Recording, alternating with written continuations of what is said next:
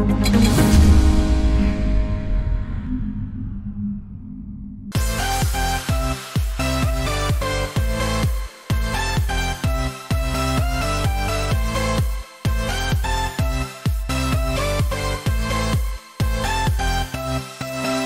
masa pandemi seperti ini, kamar telah berubah fungsinya. Tidak hanya untuk istirahat, namun juga berkembang untuk aktivitas yang lain seperti berinteraksi dengan keluarga dan juga bekerja.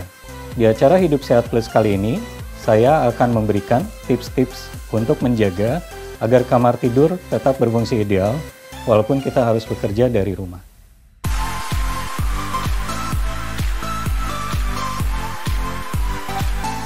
Pertama-tama, kita harus sadar bahwa dimensi atau ukuran ruangan itu sangat penting. Tidak hanya kesegaran sebuah ruangan ditentukan oleh dimensinya, namun tentunya kebebasan kita bergerak di dalam ruangan juga akan ditentukan oleh ukuran ruangan itu. Ukuran ruangan yang baik tentu harus pertama-tama bisa menampung tempat tidur. Jika kita ingin bekerja di dalam kamar, tentu kita juga harus mempertimbangkan apa saja yang akan ada di dalam kamar. Nah, misalnya kalau kita mempertimbangkan untuk membuat sebuah rekaman atau video meeting yang akhir-akhir ini menjadi tren, maka tentunya kita membutuhkan jarak tertentu antara kita dengan kamera, minimal 1 meter. Nah, sehingga kalau tempat tidur itu sendiri adalah sudah 2 kali 2 meter, maka tentu kita membutuhkan ruangan minimal 3 kali 3 meter. Bayangkan jika kemudian kita juga harus menjaga jika orang yang ingin lewat masih bisa lewat dengan leluasa, maka tentu saja kita harus mempertimbangkan ruangan yang lebih besar, minimal 4 kali 4 meter. Yang kedua, penting juga untuk mempertimbangkan posisi dari setiap furniture. Tentunya fungsi kamar tidur yang utama adalah untuk kenyamanan kita saat istirahat.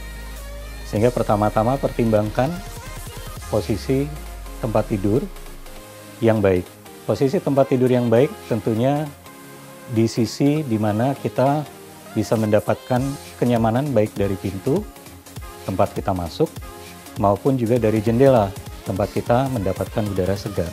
Pertimbangkan untuk selalu menempatkan jendela itu di sisi panjang tubuh kita atau samping kita, bukan di depan mata kita. Kemudian tentunya ketika kita mulai ingin bekerja di dalam kamar tidur, kita harus menempatkan sebuah tempat untuk kita bekerja itu. Bisa berupa meja terpisah atau kita menggunakan meja yang bisa kita gunakan di tempat tidur. Banyak pilihan seperti itu. Nah, demikian juga ketika kita ingin membuat sebuah video meeting di dalam kamar tidur. Tentunya kita tidak ingin melihat atau terlihat di dalam ruangan yang berantakan. Selanjutnya, tentu kita harus mempertimbangkan apa saja yang boleh kita tempatkan di kamar tidur.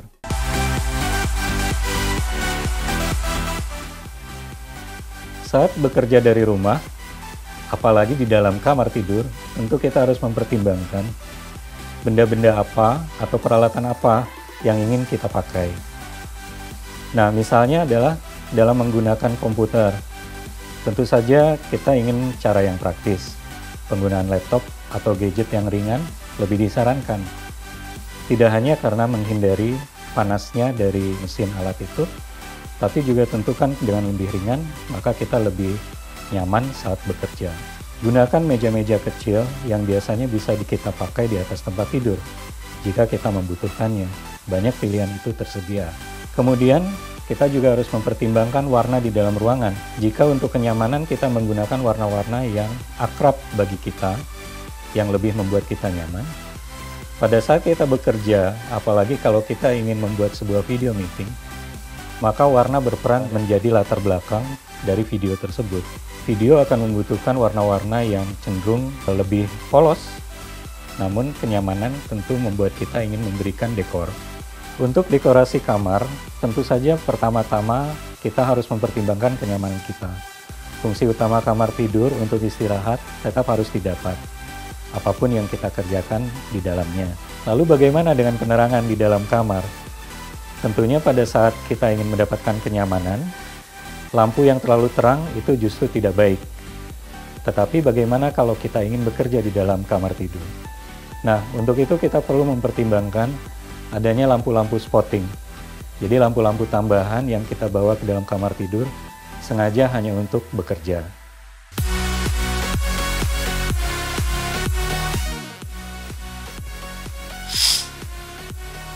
Demikianlah tips-tips dari kami untuk mendapatkan kamar tidur yang nyaman dan tetap sehat saat bekerja dari rumah.